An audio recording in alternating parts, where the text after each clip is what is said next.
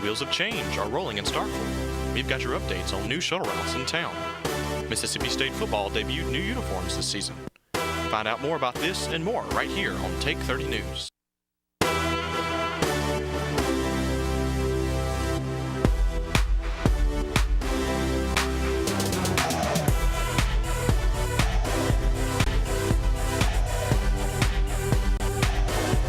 Watch me as I dance under the spotlight. Listen to the people screaming out more and more. Cause I create the feeling that keep them coming back. Yeah, I create the feeling that keep them. Welcome to Take 30 News. With the presidential election quickly approaching, President Barack Obama and Republican challenger Governor Mitt Romney met head-to-head for the second official presidential debate. I'm Megan McEwen. And I'm Meredith Garvin. If you've been on Mississippi State's campus lately, you've likely noticed the color pink standing out. We'll tell you why, but first, the topics trending on Twitter and highlighting Facebook during the second presidential debate is our top story.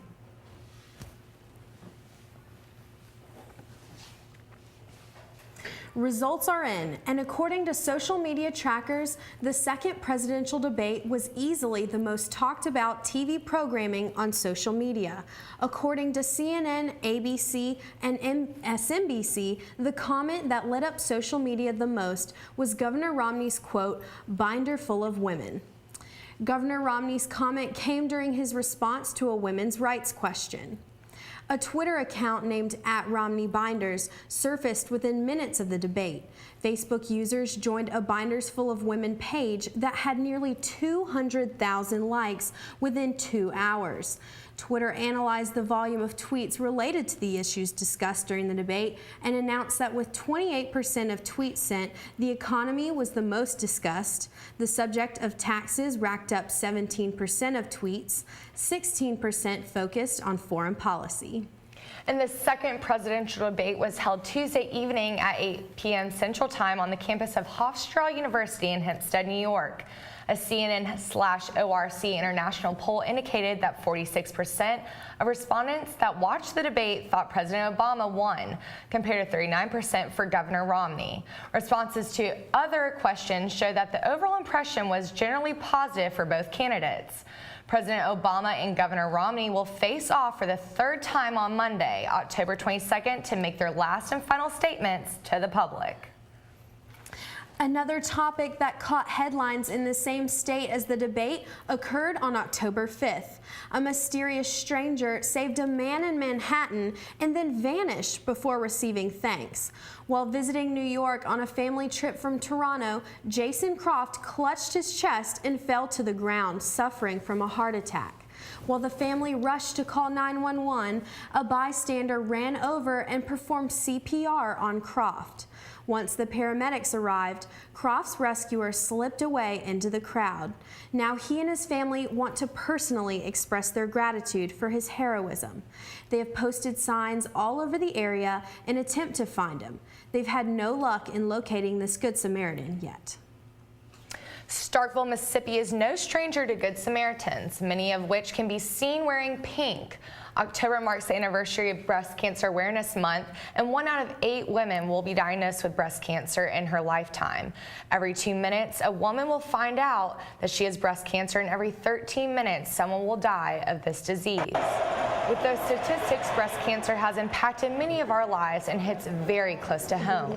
To raise awareness, the Mississippi State football team wore pink socks, shoes, and armbands during the football game against Tennessee. Cheerleaders and fans also wore pink ribbon stickers to show their support. One organization that supports breast cancer year-round is the Mississippi State Zeta Tau Alpha. Zeta's main philanthropy mission is to raise breast cancer awareness. In October, Zeta has partnered with the National Football League, Yoplait Yogurt, and Susan G. Komen Foundation to show their support. Locally, the 200-member sororities wear Think Pink t-shirts every Thursday and will host a late night cinnamon roll party on October 31st from 10 p.m. to 1 a.m. Tickets will be $3, and for these festivities will be at the end of the year with a step show on November 1st to help raise money for this cause. The Zeta Tau Alpha sorority is in line with the Susan G. Komen Foundation in regards to early detection being the key ingredient to stopping this disease in its tracks. For more information, visit www.nationalbreastcancer.org. If you're tired of the hassle of getting on and off campus from Starkville, the answer you're looking for might be just around the corner. Mississippi State University's Parking Services is planning to place some additional shuttle routes on its ever-growing list next year. With the success of the 2 latest routes from town into campus, they hope to present students with more opportunities to get to where they need without having to deal with traffic congestion. They hope to improve convenience, decrease infrastructure costs, lessen carbon emissions from cars, and help the city as a whole through these new routes. An opportunity to go downtown and shop and have lunch and so forth during the day, as well as giving our folks downtown an opportunity to come to campus without looking for a place to park and those type things, and to have that connection between the campus and the city. One of these new routes will be the City Circular Route, which makes a circle around Starkville, stopping by places like medical facilities, retail outlets, and pharmacies. Another route will be the City Campus Connector. This route will travel down University Boulevard. Harris said they want this route to have a historic feel, and it will run on trolleys instead of shuttles. And the new shuttle routes will take effect in fall of 2013, upping the number of routes from 8 to 10. And don't touch that dial. When we return, we'll hear from a night owl about After Dark.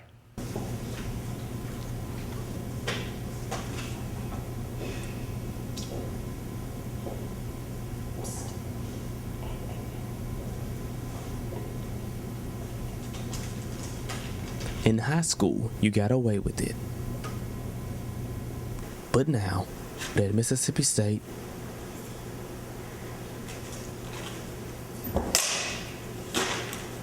do the right thing. Obey the honor code.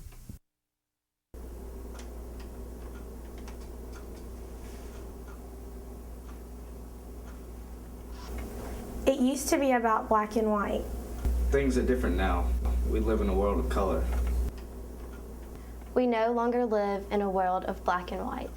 I am more than the color of my skin.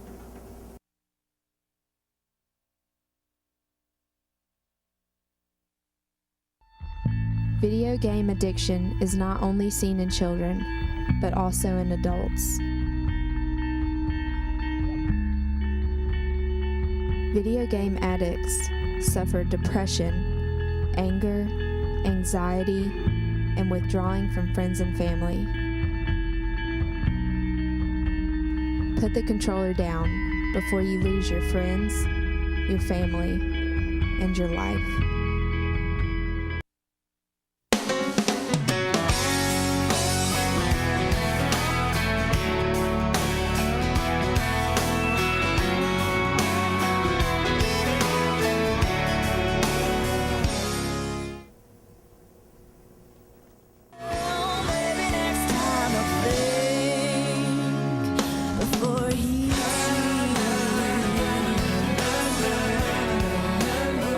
For joining us. I'm here with Ann Caroline Lovett, who is the co-director of After Dark.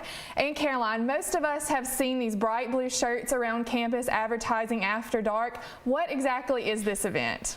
Well, After Dark is a one-night event, and it's actually tonight in the Humphrey Coliseum, where it couples a concert and a gospel presentation by Joe White.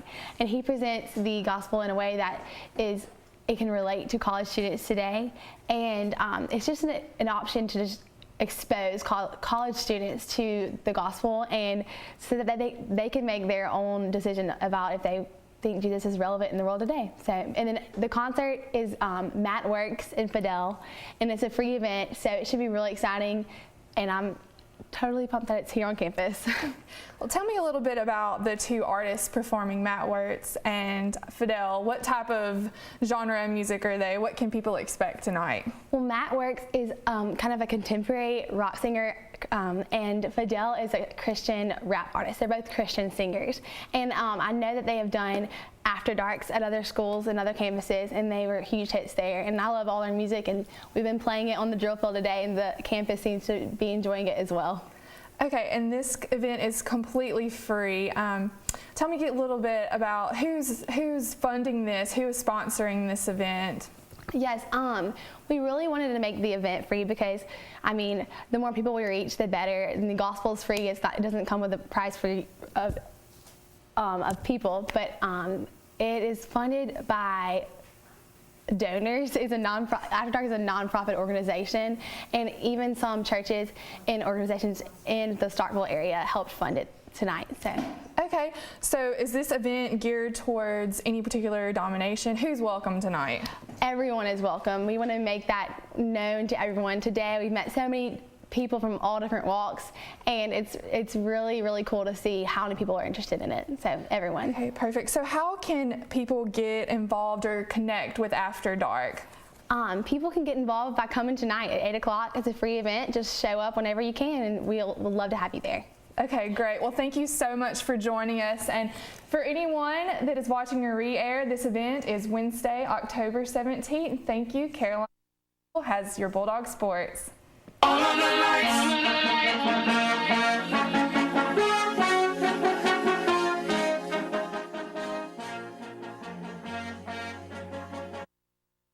Welcome to Take 30 Sports. I'm Carolina Mitchell. There's a lot of excitement in Starkville as the Bulldogs head into their homecoming game this week, and the Lady Bulldogs soccer team faced the Florida Gators over the weekend. All the excitement surrounding the Mississippi State Bulldogs since Coach Mullen arrived is finally paying off. The Bulldogs will be getting a new house to play in soon. Thanks in part to 20 consecutive sold-out games, Davis-Wade Stadium, the second on-campus stadium in Division I football, is getting a much-needed facelift. Construction on the $75 million renovations has already begun in the north end zone. The small video board has been removed and will be replaced with a much larger one. More renovations in that section include the removal of the bleacher seats. They will then bowl in that side, creating an additional 6,000 seats. These new seats will bring max capacity up to 61,000. Additional seating and compliance with the Americans with Disabilities Act. Other renovations include the addition of more concession stands, bathrooms, and premium seating.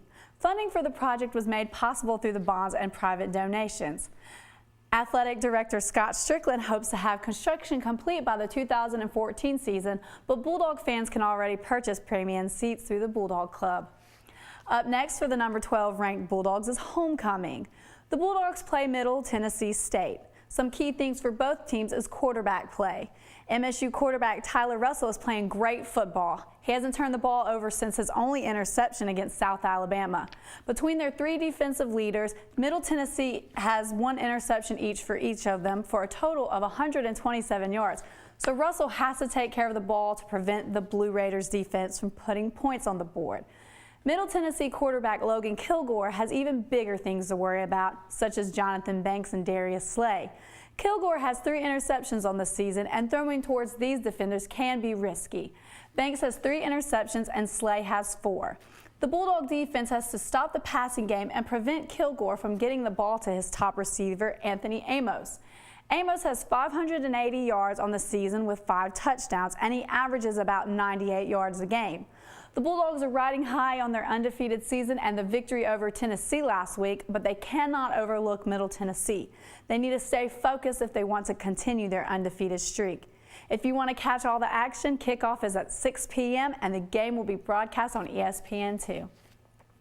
MSU's new special game uniforms are custom designed head to toe for the Snow Bowl throwback game against Texas A&M and the annual Egg Bowl game against rival Ole Miss. According to head coach Dan Mullen, the players are looking forward to wearing these new uniforms.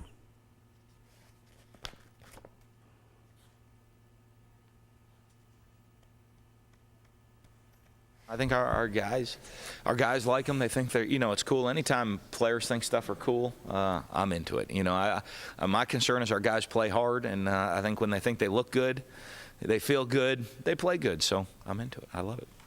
The new Snow Bowl uniforms feature all white jerseys and pants with silver lettering, and the helmet has a large bulldog on the side.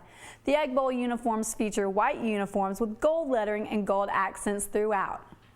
Look for these new uniforms at the Texas A&M game on November 3rd and the Egg Bowl uniforms in Oxford on November 24th. This past Sunday, the Mississippi State soccer team faced the number 12 Florida Gators on the road in Gainesville. The Bulldogs were down 1-0 at the half. After the half, MSU freshman Haniye Haydari scored, tying the game up 1-1. This was the freshman's first SEC goal. The next 2 points were all Florida. The final score was Florida 3, Bulldogs 1.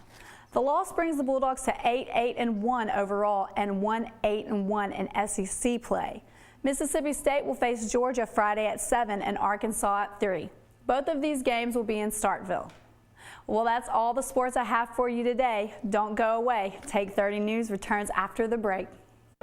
Some people think they don't have to obey the rules. But when it comes to the rules here at Mississippi State, you better take notice. Don't think you're above the law, or they'll find you. Nope. You could find yourself on the outside looking in. Ring responsibly, MSU.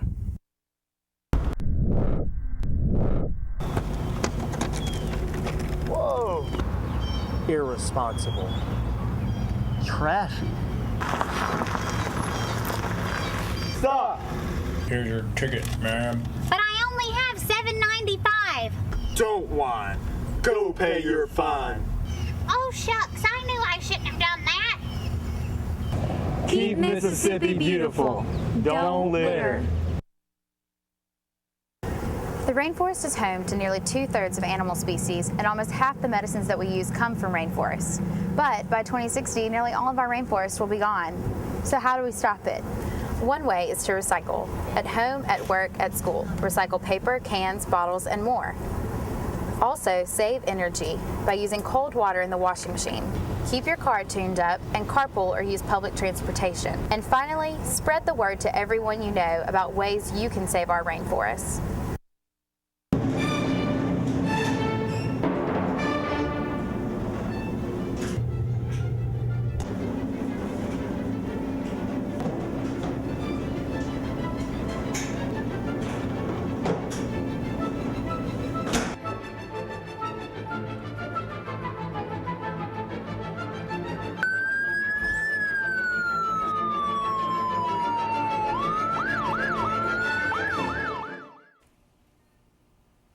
Welcome back. I'm Jessica Terrell with the latest in your local entertainment news. The Vet Tech program brought fun and games to the MSU campus. To celebrate Veterinary Technician Week, the MSU Medical Technology program organized Fall Festival on the lawn of the Wise Center. The community was able to come out, paint pumpkins, go fishing, and do other games. Admission was free and people could also bring their pets. We talked with Vet Tech member Lynette Jordan about what they hope to accomplish with the festival. We're putting on a fall festival mainly to educate the community about our program, the Veterinary Technology program, and we're also raising money for Patriot Paws, which is an organization that trains service dogs for veterans. Patriot Paws was founded in 2006 to give back to disabled veterans.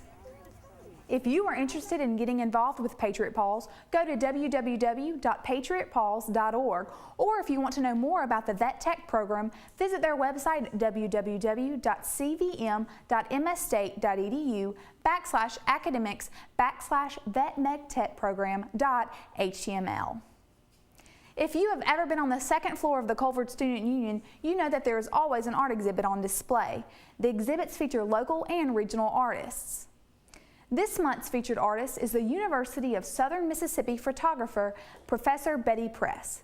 Press's art has been on exhibit for display now for over a month and displays black and white photographs and African proverbs that illustrate her time living and traveling East and West Africa. Photos feature images of men, women, children, and religious scriptures. Press aimed to demonstrate the importance of African proverbs within the African society. Culver Student Union worker Jordan Myron gave a little detail of how many people pass through to see the exhibit and also why the union chose the second floor location. Student union picked the location most likely because the student association's upstairs. We have the food district downstairs. We have very many students walking through here. Press's photography and African proverbs are also featured in her book, I Am Because We Are, Image and Image Proverb. For more information about Betty Press, visit www.bettypress.com or call the MSU Art Department at 662-325-2970. Have you had trouble finding a place to eat on game day? Caleb McNair has more. Fans come out the road to Davis Wade Stadium for every home football game. The question is, where can Bulldog fans eat in Starkville to feed the Bulldog inside of them?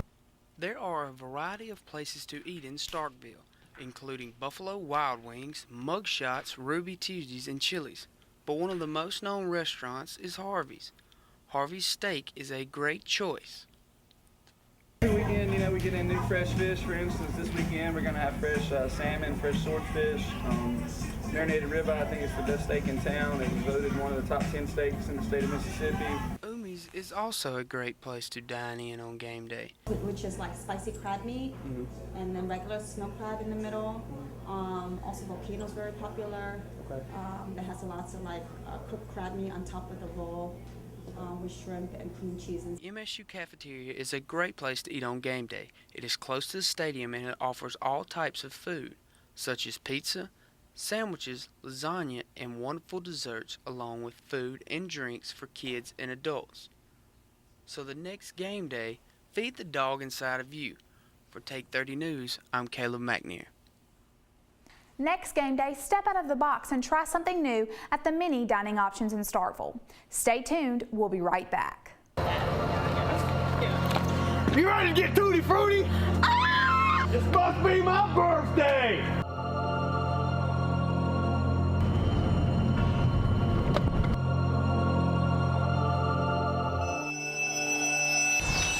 Oh no! It's the bat! You're going down. Please don't hurt! Don't litter.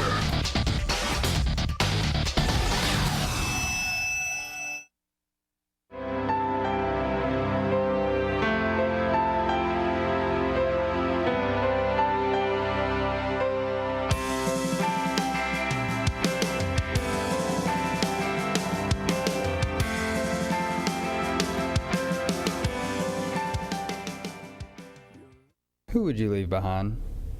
If you're struggling with suicidal thoughts, call the National Suicide Hotline.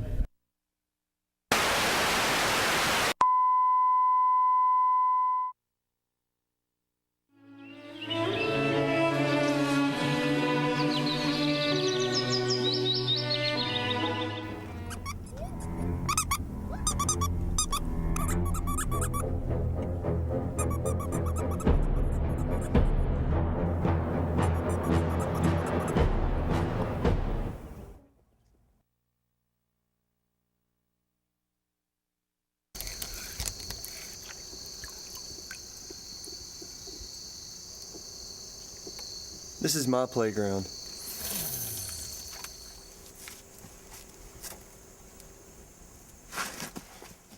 This is my playground.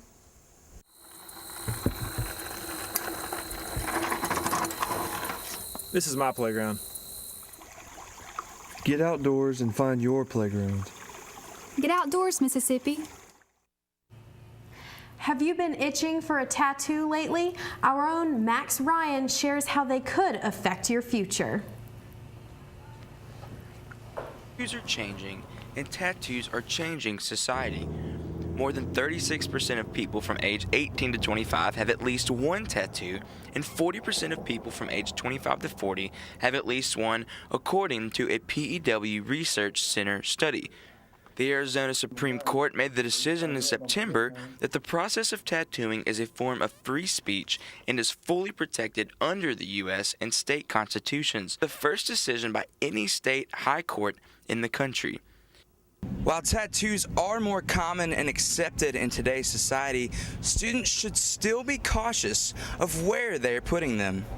Keep them above the wrist, and some women do get them on the wrist, but they get them where they wear a watch or they wear bracelets or something like that. Being more accepted in the professional world, visible tattoos are against many dress codes in the workforce. I wasn't prepared at 18 to think about a job, but now I start to kind of think about where I'm getting them. I know I'll have to adjust to what they expect, and if they want me to cover them up, then I'll have to wear pants and wear a watch and cover them the way they want me to, which I'm prepared to do. Another student was cautious of his religious fish tattoo, thinking about the future. I have one, it's on my ribs, and I got it because I wanted to be able to hide it. When people have like huge tattoo sleeves, I think that does put them at a disadvantage when getting a job. This form of art is more accepted, but some of your bosses in the future may feel otherwise. Max Ryan reporting for Take 30 News. Many say tattoos are a form of art and should be appreciated, but be aware those with tattoos warn that the future you may have to worry about because you might have to suffer the consequences. We'll be right back. Stay tuned. Some people think they don't have to obey the rules. But when it comes to the rules here at Mississippi State, you better take notice. Don't think you're above the law, or they'll find you. Nope. You could find yourself on the outside looking in. Ring responsibly, MSU.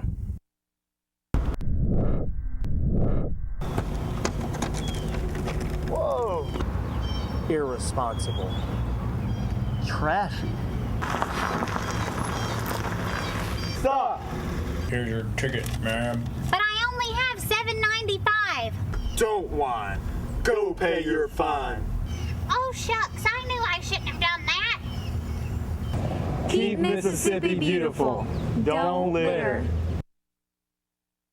The rainforest is home to nearly 2/3 of animal species, and almost half the medicines that we use come from rainforests. But by 2060, nearly all of our rainforests will be gone. So how do we stop it? One way is to recycle. At home, at work, at school. Recycle paper, cans, bottles, and more. Also, save energy by using cold water in the washing machine. Keep your car tuned up and carpool or use public transportation. And finally, spread the word to everyone you know about ways you can save our rainforests.